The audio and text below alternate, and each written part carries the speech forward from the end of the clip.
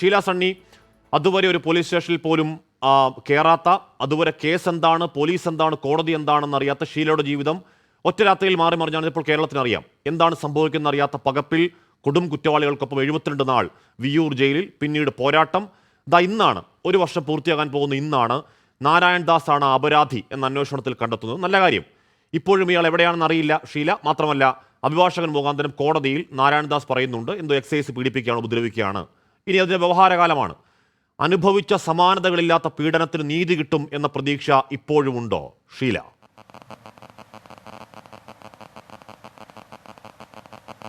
ഇപ്പൊ കിട്ടിയ വാർത്തയിൽ സന്തോഷമുണ്ട്. ഇപ്പം ഈ നാരായണദാസ് എന്ന പ്രതി ആളാണ് വിളിച്ചു പറഞ്ഞതെന്ന ഇന്നലെ പത്രത്തിൽ വന്നപ്പോഴാണ് ഞാൻ ഈ വാർത്ത അറിയുന്നത്. അതിൽ സന്തോഷമുണ്ട്. പിന്നെ ഇതിപ്പോൾ നാരായണദാസിനെ എനിക്കറിയില്ല, നാരായണദാസിനെ ഞാൻ കണ്ടിട്ടുമില്ല. ഇന്നലെയാണ് ആദ്യമായിട്ട് ആളുടെ പേര് കേൾക്കുന്നത്.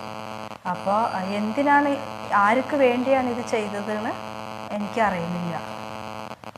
നാരായണദാസിനെ ഷീലയ്ക്ക് അറിയുമോ?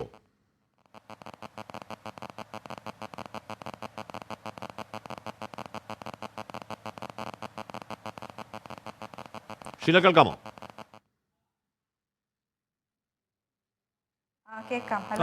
ഈ നാരായൺ ദാസ് എന്തിനാണ് ഇങ്ങനെ ഒരു അക്രമം ചെയ്യുന്നത്? ഞാൻ പറയുന്നത്, ഇപ്പൊ നാരായൺ ദാസ് എന്ന് പറയുന്ന ഒരാൾ സതീശൻ എന്ന കള്ളപ്പേരിൽ എക്സൈസ് ഉദ്യോഗസ്ഥനെ വിളിച്ച് ഷീല സണ്ണിയുടെ വീട്ടിൽ ലഹരി സ്റ്റാമ്പ് ഉണ്ട് എന്ന് പറയുമ്പോഴേക്കും ചാടിപ്പുറപ്പെട്ട് ഷീല സണ്ണിയുടെ ബാഗിലും വണ്ടിയിലും പോയി ഇത് തപ്പിയെടുത്ത് അന്ന് രാത്രി തന്നെ കോടതിയിൽ ഹാജരാക്കി അന്ന് രാത്രി തന്നെ ജയിലിലേക്ക് അയക്കേണ്ട പണി എക്സൈസിന്റെ പണിയല്ല. പോട്ടെ, എക്സൈസിന്റെ പണി ആരാണ് ഇയാളെന്ന് അപ്പോൾ തന്നെ പരിശോധിക്കണമായിരുന്നു. അതിന്റെ ആധികാരികത പരിശോധിക്കുക, അതൊന്നും ഉണ്ടായില്ല. അതിനനുഭവിച്ചത് ഷീലയാണ്. എങ്കിൽ കൂടിയും ഈ നാരായൺ ദാസ് ഇങ്ങനെ ഒരു കൊടും ക്രൂരകൃത്യം ചെയ്യാനുള്ള കാരണം എന്താണൊരു സൂചന ഷീലയ്ക്ക്?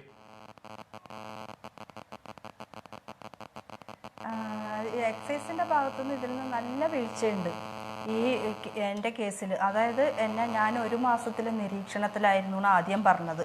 പിന്നെ പാർലറിൽ വരുന്ന യുവതികൾക്ക് വേണ്ടി ഞാനിത് ബിസിനസ് ചെയ്യായിരുന്നു. പിന്നെ അന്ന് എഴുതിയ മഗസറിലെ എല്ലാ റിപ്പോർട്ടും തെറ്റാണ്. ഞാനന്ന് പുറത്തിറങ്ങിയിട്ടില്ല. പക്ഷെ ഇവർ പറഞ്ഞത് ഞാൻ ഉച്ചയായപ്പോൾ താഴെ ഇറങ്ങി എൻ്റെ വണ്ടിയിൽ നിന്ന് ബാഗ് എടുത്തു. 15 മീറ്റർ അകലെ ഇവരുടെ വണ്ടി നിൽക്കുകയായിരുന്നു. അപ്പം വന്നാണ് എന്നെ പിടിച്ചത്. അപ്പോൾ ഈ വണ്ടി കണ്ട് ഞാൻ പരിഭ്രമിച്ചു പോകുകയായിരുന്നു. അങ്ങനെയൊക്കെയാണ് ഇവർ മഗസറിൽ എഴുതിയിട്ടുള്ളത്. പക്ഷേ അവിടുത്തെ CCTV നോക്കിയപ്പോൾ ഞാൻ അന്ന് പുറത്തിറങ്ങിയിട്ടേ ഇല്ല. ഞാൻ 10:30 മണിയായപ്പോൾ പാർലറിലേക്ക് വരുന്നു. എന്നെ ഇവർ വന്ന് അറസ്റ്റ് ചെയ്ത് കൊണ്ടുപോകുമ്പോഴാണ് ഞാൻ പുറത്തിറങ്ങുന്നത്. അപ്പോൾ എക്സൈസുകാർ എന്തിനു വേണ്ടിയാണ് ഇത് ചെയ്തത് എനിക്കിപ്പോഴും മനസ്സിലാവാത്തത്. അത് മാത്രമല്ല, എന്ത് സ്റ്റാമ്പാണോ പേപ്പറാണോ എന്നറിയാതെ കള്ളക്കേസ് അടിച്ച് ഷീലയെ ജയിലിലേക്ക് അയച്ചു. തൊട്ടു പിറ്റേന്നാൾ വലിയ വാർത്താക്കുറിപ്പിറക്കി ഷീല. അതായത് ഒരു പത്രത്തിൽ വരുന്ന ഹെഡ്ലൈൻ, ബ്യൂട്ടി പാർലർ എത്തുന്ന യുവതികൾ ലഹരി സ്റ്റാമ്പ് വിൽപ്പന, ഉടമ 51 അറസ്റ്റിൽ എന്ന് പറഞ്ഞിട്ട് ബ്യൂട്ടി പാർലർ വരുന്ന യുവതികൾക്ക് വിൽക്കാൻ വേണ്ടിയാണ് ലഹരി സ്റ്റാമ്പ് എന്ന് എക്സൈസ് ഉദ്യോഗസ്ഥർ പറഞ്ഞു. ബ്യൂട്ടി പാർലർ ലഹരി വിൽപ്പന നടക്കുന്നതായി എക്സൈസിന് രഹസ്യ വിവരം കിട്ടിയിരുന്നു. കഴിഞ്ഞ കുറച്ച് ദിവസങ്ങളായി ബ്യൂട്ടി പാർലർ എക്സൈസ് ഉദ്യോഗസ്ഥർ നിരീക്ഷണത്തിലായിരുന്നു. കഞ്ചാവിനേക്കാൾ 10 ഇരട്ടി വീര്യമാണ് ഇത്തരം സ്റ്റാമ്പുകൾക്ക്. ഇത് ആ പത്രം എഴുതുന്നത് എക്സൈസ് കൊടുക്കുന്ന വാർത്താക്കുറിപ്പിലാണ്. ഇപ്പം എൻ്റെ ചാനലടക്കം, ആത്മവിമർശനത്തോട് പറയാം, എൻ്റെ ചാനലടക്കം ആ വാർത്ത കൊടുത്തതാണ്. അന്ന് ഈ പറയുന്ന ആ എക്സൈസ് ഉദ്യോഗസ്ഥർ, എന്താണ് സതീഷ് എന്തോണ പേര്, ആ സതീഷിൻ്റെയും 2 വനിതാ ഉദ്യോഗസ്ഥരുടെ നടുവിൽ ഷീല നിൽക്കുന്ന ദൃശ്യങ്ങളടക്കം ചാനലുകളെ ദൃശ്യം പകർത്താൻ ഈ എക്സൈസ് അനുവദിച്ചതാണ്. അപ്പോൾ ഉപദ്രവിക്കുക എന്ന ഉദ്ദേശം ഉണ്ടായിരുന്നു എക്സൈസിന് ഷീല. ആ ദൃശ്യം ഒന്ന് കാണിക്കാം. അതെ, ഇപ്പൊ ഒരു തെറ്റ് ഇതിനെക്കുറിച്ച് എന്താണെന്നും കൂടി ഒരു അറിയാത്ത വ്യക്തിയാണ്. എൻ്റെ അറിവിൽ കഞ്ചാവ് മാത്രം ഞാൻ കേട്ടിട്ടുള്ളൂ. ഈ LSD സ്റ്റാമ്പ് പറഞ്ഞെങ്കിൽ എന്താണെന്നും കൂടി എനിക്കറിയില്ല. അങ്ങനത്തെ ഒരാളാണ് ഞാൻ. ഇത്ര വലിയ മയക്കമരുന്നിൻ്റെ ബിസിനസ്സുകാരിയാണെന്ന് ഞാൻ ചിത്രീകരിക്കപ്പെട്ടത്. അത് എന്താണ് എനിക്ക് മനസ്സിലായി. ഇത്ര വലിയ വാർത്തയാവും, ഇതിലും വലിയ മയക്കമരുന്ന് കേസിലൊക്കെ പലരും പിടിക്കപ്പെടുന്നുണ്ട്. പക്ഷെ എൻ്റെ വാർത്ത പറഞ്ഞെങ്കിൽ ഭയങ്കര, അത് പറഞ്ഞറിയിക്കുക. എനിക്കറിയില്ലായിരുന്നു ഇതിനെക്കുറിച്ച്. ഞാൻ അന്ന് തന്നെ അറസ്റ്റ് ചെയ്തു, ജയിലിലായിരുന്നു.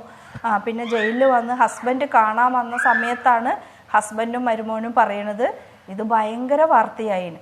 വീട്ടിൽ വീട്ടുകാരെ വിളിക്കുക. അപ്പം മോളെ ആണെങ്കിലും കൂട്ടുകാരികളും ബന്ധുക്കാരും വിളിക്കുക, എന്താ പറ്റിയ എന്താണെന്ന്. അപ്പോൾ ഇതിന്റെ പിന്നിൽ എക്സൈസിന് ഭയങ്കരമായിട്ട് വീഴ്ചയുണ്ട്. അല്ലാണ്ട് അന്ന് നമ്മൾ കാണിച്ച വാർത്തയാണ് കേട്ടോ, അന്ന് നമ്മൾ കാണിച്ച വാർത്തയാണ്. എക്സൈസിനെ നമ്പരുത് എന്ന് ഈ വാർത്തയോടുകൂടി നമുക്ക് പൂർണ്ണത്തിൽ അതിനു മുമ്പ് നമുക്കറിയില്ലല്ലോ എക്സൈസ് ഇങ്ങനെ ഒരു കള്ളക്കേസ് എടുത്ത് ആധികാരികമായ വാർത്താക്കുറിപ്പ് ഇറക്കി ഇത്തരത്തിൽ ജയിലിലേക്ക് അയക്കുമെന്ന് നമുക്കറിയില്ലല്ലോ. ആത്മവിമർശനമായി തന്നെ ആ വാർത്ത കൊടുത്തതിൽ ഖേദിക്കുന്നു എന്ന് പറയേണ്ടതുണ്ടോ എന്നറിയില്ല. കാര്യം അങ്ങനെയാണ് ആ വാർത്തയുടെ രീതി. എക്സൈസ് വാർത്താക്കുറിപ്പ് ഇറക്കുമ്പോൾ അത് കള്ളമാണ് നമ്മൾ അറിയോ. ഷീല ഒരൊറ്റ കാര്യം കൂടി, ഈ അന്ന് പിടിച്ച സ്റ്റാമ്പ് അത് വ്യാജ സ്റ്റാമ്പ് ആയതുകൊണ്ടാണ്. അന്ന് പിടിച്ച സ്റ്റാമ്പ് യഥാർത്ഥത്തിൽ ഇപ്പോൾ നാരായൺദാസ് എന്ന് പറയുന്ന ആൾ ബാംഗ്ലൂർ എന്തോ ഉള്ള ആളാണെന്ന് ഇപ്പോൾ അറിയാൻ കഴിയുന്നത്. അയാൾക്ക് അവിടെ പിടിപാടുണ്ട്. ഇപ്പോൾ വളരെ കുട്ടികൾക്കിടയിൽ ഇവിടെ ഈ സ്റ്റാമ്പും MDMA-യും മറ്റേതും മറിച്ചതും ഒക്കെ കിട്ടുന്ന കാലത്ത് യഥാർത്ഥ സ്റ്റാമ്പ് കൊണ്ടുവെക്കാൻ ഒരു പാടുമില്ല. യഥാർത്ഥ സ്റ്റാമ്പ് ആയിരുന്നുവെങ്കിൽ ഷീല ഇപ്പോഴും മയക്കുമരുന്ന് കച്ചവടക്കാരി എന്ന ലേബലിൽ ജീവിക്കേണ്ടി വന്നതിന് ഷീല മഹാഭാഗ്യമാണ്.